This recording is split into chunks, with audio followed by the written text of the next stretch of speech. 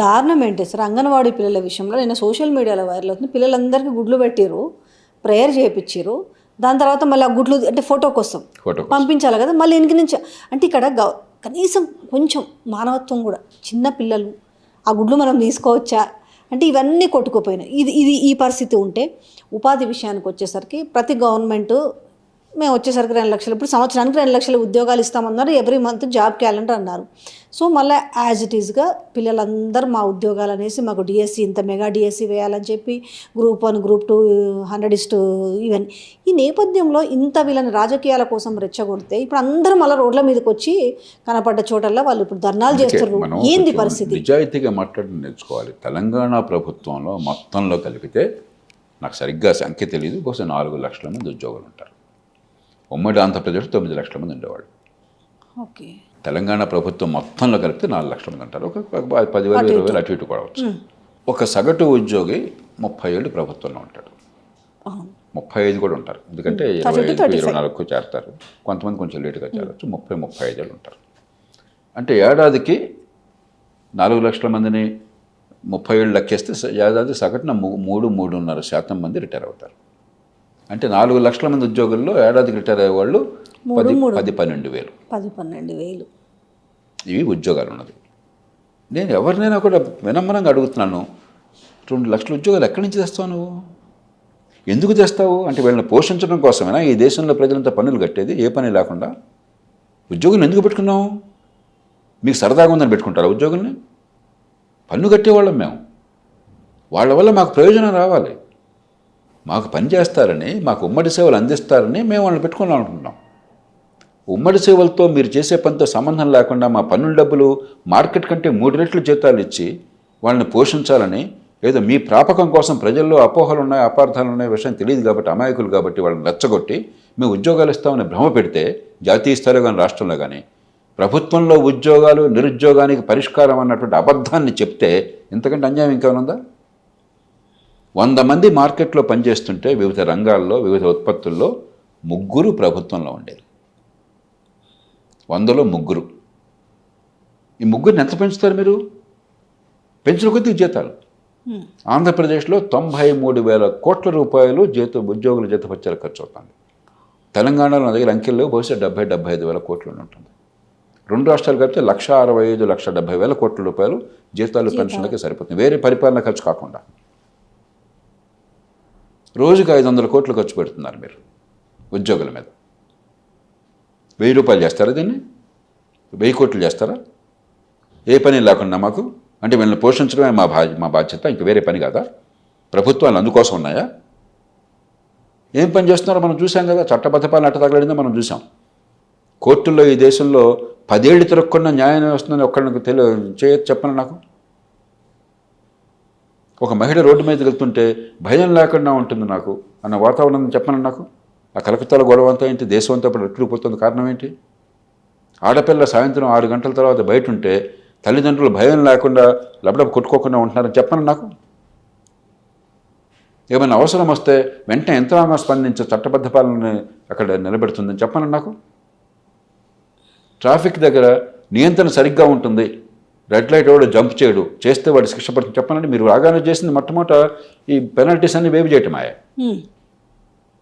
మిమ్మల్ని పెట్టుకుంది పెనాల్టీస్ పెట్టి ట్రాఫిక్ని నియంత్రించడం కోసం. మీరు చేసేది పెనాల్టీస్ తీసేసి ట్రాఫిక్ని నాశనం చేయడం కోసం. ఏ పని కోసం ప్రభుత్వాన్ని పెట్టామో కరెక్ట్గా ఆపోజిట్ చేస్తున్నారు మీరు. దానికోసం ఉద్యోగాలను పెడుతున్నారు, దానికి జీతాలు 3 రెట్లు ఇస్తున్నారు. అది ఉపాధి కల్పన అంటున్నారు, నిరుద్యోగానికి పరిష్కారం అంటున్నారు. ఒక్కసారి గుండె మీద చేసుకుని చెప్పండి. ముఖ్యమంత్రి గారు కానీ, మంత్రులు కానీ, పార్టీల ఎమ్మెల్యేలు కానీ, వివిధ పార్టీల నాయకులు కానీ, మీడియా వారు కానీ, అలాగే యువతను నేను కోరుతున్నా, మీకు నైపుణ్యం ఉత్పత్తి చేయటం తప్ప ఇంకో మార్గం ద్వారా ఉపాధి ఉందనుకుంటే అంతకంటే పొరపాటు లేదు. ఆర్థిక వ్యవస్థ పెరగాలి, నైపుణ్యం రావాలి, మీకు ఉత్పత్తి చేయడం ఉత్పాదకత రావాలి. ఇంక వేరే మ్యాజిక్ ఏం లేదు. ఇవన్నీ అబద్ధాలు, మన మోసం చేయడం కోసం అంతే. ఇది మళ్ళీ మళ్ళీ మళ్ళీ సామాన్య ప్రజలకు కూడా అర్థమయ్యే రీతిన మనం చెప్పాలి. వీళ్ళు చెప్తున్నది ఇదే వింటారు కదా, సంవత్సరానికి 2 లక్షల ఉద్యోగాలు ఇస్తారట. ఎక్కడి నుంచి? నేను ఛాలెంజ్ చేస్తున్నాను, ఎక్కడి నుంచి? ఎక్కడున్నాయి ఉద్యోగాలు? దేశం మొత్తంలో ఉన్న ఉద్యోగాలు భారతదేశంలో జాతీయ స్థాయి, రాష్ట్రాలు, సైన్యము, తర్వాత రైల్వేసు అందరూ కలిపి ఉద్యోగాలు ఉన్నది 2 కోట్లు. దేశం మొత్తంలో మీకు వచ్చేది ఏడాదికి 6 లక్షల కొత్త ఉద్యోగాలు వస్తాయి. దేశం మొత్తానికి సైన్యము, రైల్వేస్ కూడా కలిపి. ఎవరిని మోసం చేస్తున్నాం మనం? సరే, నిరుద్యోగ సమస్య ఎట్లా నిరుద్యోగ ఇప్పుడు ఈ ముక్క అనేది నాకు తెలిసి మీరు ఇన్నేళ్లకెళ్ళో చూస్తున్నారు. నిరుద్యోగ సమస్య సొల్యూషన్ ఏంటి అంటే వీళ్ళతో ఎప్పుడన్నా చర్చలు జరిపినప్పుడు దానికి వీళ్ళు ఒప్పుకోవట్లేదు. దేశవ్యాప్తంగా కావచ్చు, రాష్ట్రాల విషయంలో మనకు నిరుద్యోగ సమస్య బాగా వినిపిస్తుంది. దీన్ని సస్టైన్ చేయాలంటే ఏం చేయాలి? అసలు 2 ఉదాహరణలు ఇస్తాను విజయ్. అచ్యుతాపురం అని చెప్పిన ఒకటి ఉన్నది, అనకాపల్లి జిల్లా, ప్రస్తుతం పూర్వం విశాఖపట్నం జిల్లా. బ్రాండిక్స్ అనే శ్రీలంక కంపెనీ ఉన్నది. అక్కడ ఇప్పుడు ప్రస్తుతం 18,000 మంది మహిళలు పనిచేస్తున్నారు. అదివరకు 22,000 మంది ఉండేవాడు. కోవిడ్ తర్వాత తగ్గారు కొంచెం. చుట్టుపక్కల 100 గ్రామాల్లో ఒక్క మహిళకు కూడా నాకు ఉపాధి కావాలంటే ఉపాధి లేని వాళ్ళు లేరు. అలాంటి బ్రాండిక్స్ ఈ దేశంలో ప్రతి జిల్లాలో రావడం సాధ్యం. వాళ్ళంతా గార్మెంట్ మేకింగ్, వాళ్ళు విక్టోరియా సీక్రెట్కి అండర్ గార్మెంట్స్ చేస్తున్నారు. ఈ దేశంలో పుష్కలంగా పత్తి ఉంది. మన మహిళలకు కానీ లేకపోతే పనిచేసే వాళ్ళకి కానీ కొట్టడం తెలుసు, లేకపోతే నరకడం చాలా తేలిక. నిరుద్యోగం అన్నవాళ్ళు కోకొల్లలుగా ఉన్నారు దేశంలో. ఎందుకు అన్ని చోట్ల జరగట్లేదు? దుర్మార్గపు లేబర్ లాస్ని పెట్టి ఒక ఉద్యోగం ఇచ్చే మనిషి, ఒక ఎంటర్ప్రెన్యూర్ పొరపాటున 10 మందిని ఉద్యోగంలో పెట్టుకుంటే పాపం చేసి అనిపిస్తున్నారు వాడితో. ఉద్యోగులు లేనటువంటి ఉత్పత్తి కావాలని ఎంటర్ప్రెన్యూర్స్ కోరుకుంటున్నారు. ఎందుకని? ఉద్యోగులు ఉండగానే వాడి తలకాయ తినేస్తున్నాం మనం. ఈ ఇన్స్పెక్షన్లు, లంచాలు, వేధింపులు, సాధింపులు. చివరికి ఏమవుతుంది? ఉపాధి కల్పించని ఆర్థిక వ్యవస్థ వస్తున్నది. ఒక పేద దేశంలో ఉపాధిని పెంచే ఆర్థిక వ్యవస్థ రావాలి. చైనాని తీసుకోండి. చైనా మనకంటే 4 రెట్లు ఎక్కువ ఉత్పత్తి, 4.5 రెట్లు ఎక్కువ ఉన్నది చైనా జీడిపి. అయినా కూడా మనకంటే సహజంగానే జనాభా తక్కువ ఉన్నారు. అందులో పనిచేసే వయసు ఉన్నవాళ్ళు తగ్గిపోతున్నారు చైనాలో. ఎందుకంటే వాళ్ళు జనాభా నియంత్రణ మనకంటే ముందుగానే చేశారు, 30 ఏళ్ళ ముందు చేశారు. దానివల్ల పనిచేసే వయసు వాళ్ళు తగ్గిపోతున్నారు.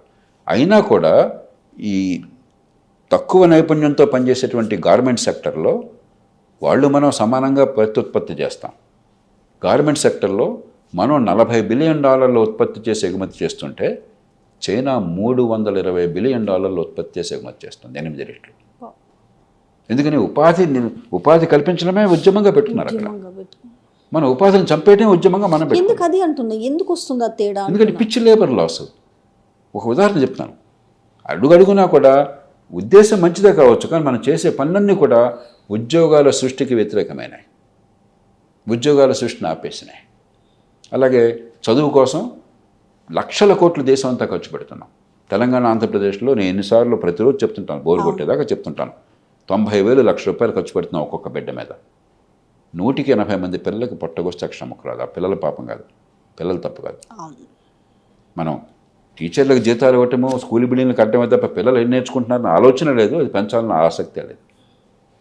నైపుణ్యం లేకపోతే ఆధునిక యుగంలో మీరు ఉద్యోగం ఎట్లా పనికి వస్తారు? మీరు 10వ తరగతి పూర్తి చేశారని సర్టిఫికేట్ వస్తుండే, 196 మంది పాస్ అయిపోతున్నారు. మీ లెక్కల ప్రకారమే 100కి 2 నుంచి 10 మంది మాత్రమే 10వ తరగతి స్థాయిలో వాళ్ళకి పరిజ్ఞానం ఉన్నది. గవర్నమెంట్ లెక్కల ప్రకారం, నేషనల్ అచీవ్మెంట్ సర్వేలో 100కి 50 మందికి గడియారం చూసి టైం చెప్పడం చేత కాదు. మార్కెట్లో తూకం రాళ్ళు పెట్టడం చేత కాదు. ఏమైనా తూకం వేయాలంటే చిన్న కూడిక తీసివేత చేయడం చేత కాదు. మరి వాళ్ళు ఏ రకంగా ఆధునిక యుగంలో ఎలా ఉపాధిలో పెడతారు? మీరు చెప్పండి నాకు ఒకసారి. దేనికి పనికి వస్తారు? ఏదో ఉత్పత్తి చేయాలిగా. మనకు పనికొచ్చి ఏదో పని చేయాలి. మీ కెమెరామన్ ఉన్నాడు, ఆయన కెమెరా ఎలాగో ఫోకస్ చేయాలో తెలియకపోతే, ఎలాగా ఈ ఫిల్మ్ తీయాలో తెలియకపోతే, తర్వాత ఎడిటింగ్ ఎట్లా చేయాలో తెలియకపోతే ఆయన మీరు కూర్చోబెట్టి ఎలా ఉద్యోగం వేస్తారు? మీరు డెఫినెట్గా సాధ్యమా? ఆ లైటింగ్ పెట్టడానికి లైటింగ్ తెలియకపోతే అసలు ఆయన ఎలా మీరు పోషిస్తారు? అట్లా ఉంది గవర్నమెంట్. స్కిల్ ఉండాలి కదా. సో స్కిల్ లేనటువంటి విద్య వల్ల ఏమవుతుంది? ఓ పక్కనేమో మీరు ఉద్యోగాలు ఇచ్చేవాళ్ళని ఎవరినైనా కనుక్కోండి, మీకు నాకు తెలిసిన వాళ్ళు చాలామంది అంటారు, ఏదో పరిశ్రమ పెట్టేవాళ్ళు, కష్టపడేవాళ్ళు, పెట్టుబడి పెట్టేవాళ్ళు. వాళ్ళందరూ అడుగుతున్నారు, మనుషులు లేరండి, స్కిల్ లేదండి, మనుషులు లేరండి, పనిచేసేవాళ్ళు మనుషులు లేరండి అని చెప్పాను. ఇంకెక్కడనే ఉంటుంది విడ్డోలో? ఉద్యోగాలు కావాలని లక్షల మంది వెనకాల పడుతుంటే, ఉద్యోగాలు ఇద్దామని కోరిన వాళ్ళకి మనుషులు, పనికొచ్చే మనుషులు దొరకకపోతే ఎంత దారుణంగా ప్రభుత్వం ఫెయిల్ అయింది. ప్రభుత్వం ఫెయిల్ చేయలేదు, విద్యా నైపుణ్యం లేకపోవటం. ఐటీఐలను పెట్టాం పేరుకి నామమాత్రం, పాలిటెక్నిక్ పెట్టాం పేరుకి నామమాత్రం, ఇంజనీరింగ్ కాలేజీలు పెట్టాం పేరుకి నామమాత్రం. ప్రపంచంలో ఎక్కడ కూడా ఐటీఐల కంటే పాలిటెక్నిక్లు ఐటీఐల కంటే ఇంజనీరింగ్లో భారతదేశంలో మీరు గమనించారు లేదో, ఈ 2 రాష్ట్రాలు మీరు చూడండి, 2 లక్షల్లో 1,75,000 2 లక్షల్లో ఇంజనీరింగ్ సీట్లు ఉంటే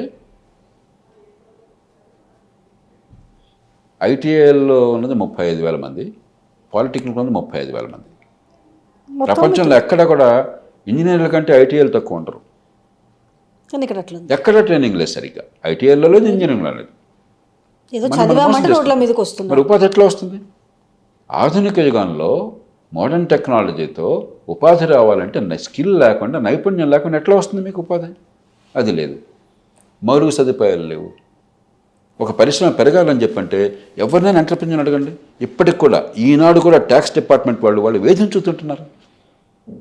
ఎవడో వచ్చే మీరు ఇంత వ్యాపారం చేస్తున్నారు కదా, ఇంత లాభం వస్తుంది కదా, నాకు ₹1,00,00,000 వచ్చి, ఏం కోటి అది తింటే కన్జ్యూమర్ తింటాడు, లేకపోతే వర్కర్ తింటాడు, నీకు ఇచ్చేది ఏంటని చెప్పంటే, ఇవ్వకపోతే నేను అసెస్మెంట్ ఏదో రాసేస్తాను.